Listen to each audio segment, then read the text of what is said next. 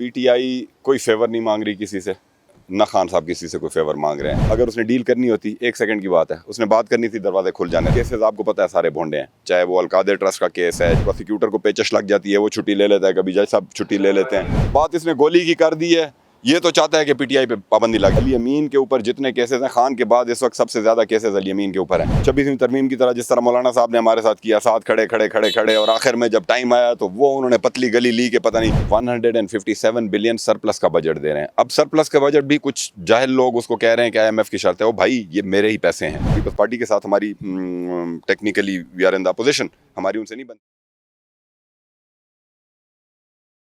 बिस्मिल्लाहिर्रहमानिर्रहीम, अस्सलाम वालेकुम। माश न्यूज़ के साथ सिद्धार्थ फैसल हाजिर खिदमत है। पार्लियामेंट में मौजूद हूँ। सबसे पहले फैसल अमीन जो अली अमीन के भाई हैं, वज़ीर आला KPK हैं, उनसे जानने की कोशिश करेंगे। 3 से 4 सवालात उनसे पूछूंगा। सबसे पहले कि असद कैसर ने पाकिस्तान पीपल पार्टी को ये कहा है कि आप बजट के लिए वोट ना दें।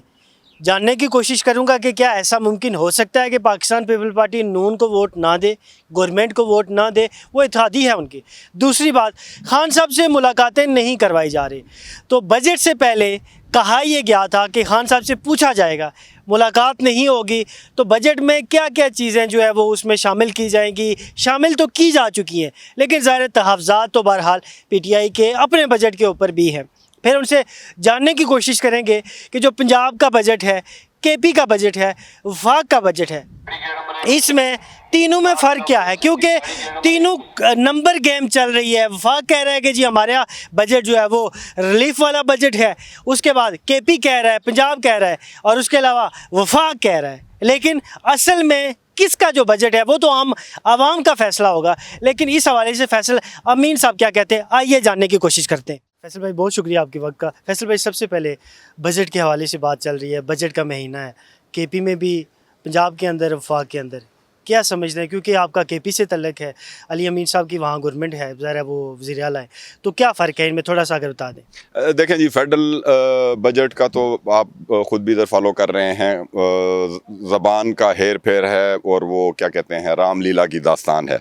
ये कह रहे हैं कि तरक्की हो गई, तरक्की कैसे हो गई, ज़राअत नीचे जा रहा है, आपका इंडस्ट्री नीचे जा रही है, अनएम्प्लॉयमेंट आपकी टॉप पे जा रही है, आपकी महंगाई मतलब अनप्रेसिडेंटेड लेवल्स पे है। जहाँ तक खैबर पख्तूनख्वा का ताल्लुक है, खैबर पख्तूनख्वा ने अपने रिसोर्सेज में अल्हम्दुलिल्लाह रहते हुए अपनी जो ओन सोर्स रेवेन्यूज़ से उनको ट्रांसपेरेंसी के थ्रू, बेहतर मॉनिटरिंग के थ्रू बेहतर किया। और आज अल्हम्दुलिल्लाह हमारे पास इतना फाइनेंशियल कुशन बन गया है कि हम वाहिद सूबा हैं जो 157 बिलियन सरप्लस का बजट दे रहे हैं। अब सरप्लस का बजट भी कुछ जाहिल लोग उसको कह रहे हैं कि IMF की शर्त है। वो भाई ये मेरे ही पैसे हैं, मेरे पास पड़े हैं, IMF को या फेडरल गवर्नमेंट को नहीं जा रहे। अगर हमें ज़रूरत महसूस होगी हम इसको भी स्पेंड कर सकते हैं और ये पैसा फिक्स होगा। It will make money for the province as well. जहाँ तक सेक्टर्स की बात है, खान साहब का जो विज़न है, हमने कोशिश की है कि इस बजट में उसको इम्प्लीमेंट करें, उसको उस विज़न को ऑन ग्राउंड दिखाएं। वो उनके विज़न में क्या चीज़ें इंपॉर्टेंट हैं, education, health sector, social welfare sector और बाकी जो सेक्टर्स हैं। अल्हम्दुलिल्लाह पंजाब ने मिला के शायद 27% एजुकेशन और हेल्थ का बढ़ाया है, हमने 35-36% उसका बढ़ाया है।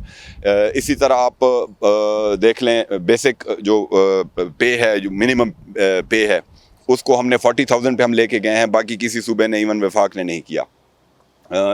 पेंशन है, अब एक सरकारी एहलकार बेचारा उस पेंशन पे उसका घर का चूल्हा चलता है और आपको पता है कि जितनी महंगाई है गुजारा कैसे होगा। तो हमने उसमें भी अपने वसाइल में रहते हुए कोशिश की है। पंजाब से फिर भी हम 2% ऊपर हैं, उन्होंने 5% किया, हमने 7% किया। जहाँ तक स्पेंडिंग की बात है, for the first time in KP's history अल्हम्दुलिल्लाह 200 बिलियन का हमारा प्लस माइनस जो डेवलपमेंट का होता था सालाना, इस साल हमारा पोर्टफोलियो 540 अरब को पहुंच गया है। और इसमें एक और चीज़ बड़ी इंपॉर्टेंट मैं आपको साथ बताता चलूं कि ये सिर्फ एलोकेशन नहीं है, इसमें इंशाल्लाह 250 अरब हमने इसी साल रिलीज़ करना है, सो दैट ये प्रोजेक्ट कंप्लीट हो। क्यों, हमें जो बकाया जात मिले थे 13.5 साल का थ्रो फॉरवर्ड था, और वो 13.5 साल का थ्रो फॉरवर्ड हमें बड़ा महंगा पड़ा। हमें तकरीबन 10 सालों का अगर हम हिसाब उसका प्लस माइनस लगाएं, महंगाई और कास्ट एस्केलेशन की वजह से it cost us around 500 billion. अल्हम्दुलिल्लाह अब हम कोशिश कर रहे हैं कि जो प्रोजेक्ट हम शुरू करेंगे उसको टाइम पे ख़त्म करेंगे ताकि कॉस्ट एस्केलेशन ना हो और उसका बेनिफिट लोगों को मिले। 13.5 साल से हम 1.25 साल के अंदर उसको 5 साल पे ले आए हैं। और इंशाल्लाह अगले बजट में हमारी कोशिश है कि हम उसको ब्रेक ईवन पे ले आएंगे। फैसल भाई ये बताइएगा कि असद कैसर साहब ने ये कहा है कि पाकिस्तान पीपल पार्टी को क्योंकि बजट के हवाले से तहफ़्ज़ात हैं तो उन्हें वोट नहीं देना चाहिए। क्या पाकिस्तान पीपल पार्टी ये स्टेप उठा सकती है? यार ये बैडमिंटन खेलते हैं आपस में, शोर शराबा डालते हैं, फिर इनको कुछ ना कुछ चीज़ें मिल जाती हैं, फिर चुप हो जाते हैं। मैं तो आई होप कि वो स्टैंड के ऊपर कायम रहें। बाकी असद कैसर साहब की एक अपनी राय है। आई होप कि पीपल्स पार्टी फिर स्टैंड पूरा ले ले और असूली स्टैंड ले। हम ये नहीं कहते कि मतलब है क्योंकि हम अपोजिशन में हैं तो हम कहते हैं अगर ठीक चीज़ के ऊपर स्टैंड लें।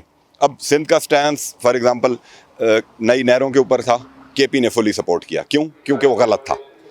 ये चीज़ें एनएफसी के अंदर और मतलब है जो हमारी नेशनल जो अब उसके लिए अथॉरिटीज़ हैं उसके अंदर बैठ के डिसाइड होनी चाहिए कि किसके पास कितना आना चाहिए।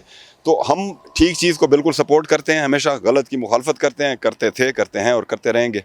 तो लेट्स होप सिंध वाले थोड़ा सा मतलब है उनका ज़मीर जागा ही रहे। कमरजमान कायरा साहब के साथ मेरा इंटरव्यू हुआ, मैंने उनसे कहा कि खबर ये चली थी जब जनरल इलेक्शंस हुए तो पीटीआई से पीपल पार्टी ने मुलाकात की कि जी गवर्नमेंट मिल के बनाते हैं। उनने इस चीज़ को कंफर्म किया, उन्होंने कहा जी कि नदीम अफजल चंद साहब की मुलाकात हुई थी पीटीआई के कुछ लोगों से और कहा गया था।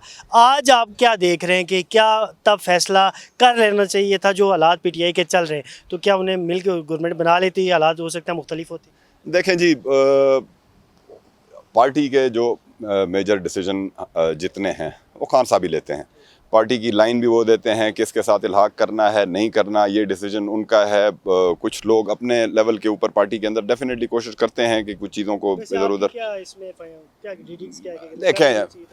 जो मौजूदा हालात चल रहे हैं पीटीआई तो बड़े इस टाइम हालात देखें हालात ख़राब है ना, हम अपने असूल पे खड़े हैं। अगर कोई हमारे असूल पे खड़ा होता है बिल्कुल हम उसके साथ हैं, लेकिन फिर ये ना हो कि 26वीं तरमीम की तरह जिस तरह मौलाना साहब ने हमारे साथ किया, साथ खड़े खड़े खड़े खड़े और आखिर में जब टाइम आया तो वो उन्होंने पतली गली ली के पता नहीं। खैर वो वैसे भी काफ़ी माशाल्लाह सेहतमंद हैं, पतली गली में से नहीं निकले, मोटी सी गली में निकले हैं। तो अगर कोई असूली तौर पे बिल्कुल मौक़िफ़ के ऊपर खड़ा होता है, हमने जिस तरह पहले मैंने कहा कि सिंध के साथ पीपल्स पार्टी के साथ हमारी technically we are in the opposition, हमारी उनसे नहीं बनती, लेकिन उनका नहरों के ऊपर स्टैंस ठीक था, असूली था, आइनी था। हमने बिल्कुल as a government as a party उनको सपोर्ट किया और अल्हम्दुलिल्लाह फिर जब हमने सपोर्ट किया तो वो डिसीजन वापस भी हो गया। अली अमीन साहब ने कहा है कि जी गोली के बदले गोली है इस बार। तो अभी मरवत साहब से भी मैंने पूछा, दीगर पीटीआई के जो रहनुमा है अली ज़फ़र साहब से भी मैंने पूछा, उन्होंने कहा जी कि जज्बाती उन्हें बात कर दी है, ऐसा मतलब उसको उनका ये मतलब नहीं था वो जो कहना चाह रहे हैं। तो क्या कहते हैं इस हवाले से? बातों को बाज़ औक़ात आपको उनके कॉन्टेक्स्ट में लेना चाहिए। कॉन्टेक्स्ट बड़ा सिंपल है।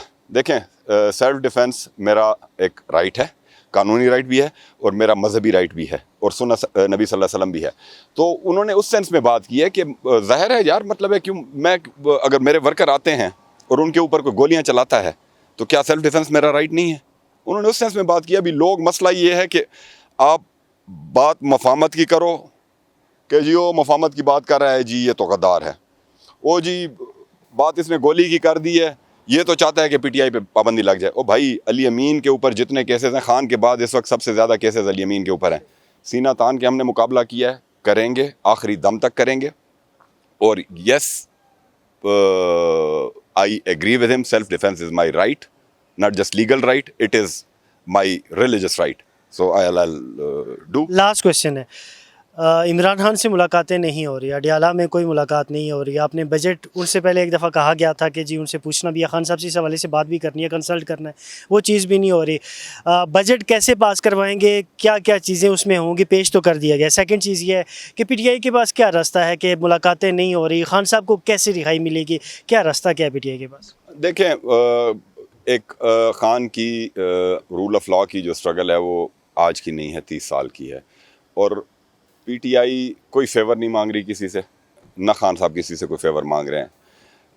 अनफॉर्चुनेटली 26वीं आईनी तरमीम के बाद जिस तरह इन्होंने जुडिशरी को ताबे किया, एग्जेक्टिव के जजेस बेचारे खुद कैदी हैं। तो हम अगर ये तहरीक चला रहे हैं तो हम ये जो सामने ही है मेरे ख्याल में हाई कोर्ट, हम इन जज साहिबान की भी आज़ादी की जंग लड़ रहे हैं। सुप्रीम कोर्ट भी मेरे ख्याल में साथ वाला ही है। और ख़ान हमेशा एक चीज़ में बिलीव करता है और उसके ऊपर वो स्टैंड उसने लिया। वरना आपको भी पता है, अगर उसने डील करनी होती 1 सेकंड की बात है, उसने बात करनी थी, दरवाजे खुल जाने थे। लेकिन वो कहता है कि मैंने डील से बाहर नहीं आना, मैंने कानून के मुताबिक, और केसेस आपको पता है सारे भोंडे हैं, चाहे वो अलकादर ट्रस्ट का केस है, चाहे वो बाकी केसेस उसके ऊपर जिस तरह भोंडे बनाए गए थे। तो अब इनके पास यही है कि टेक्निकल ग्राउंड्स के ऊपर जी वो कभी प्रोसिक्यूटर को पेचश लग जाती है, वो छुट्टी ले लेता है, कभी जज साहब छुट्टी ले लेते हैं। तो कब तक ये करेंगे? हम अपनी जदोजहद जारी रखेंगे और इंशाल्लाह हमें उम्मीद है कि हर रात की जिस तरह एक सुबह होती है, इस तारीख रात की भी एक सुबह होगी।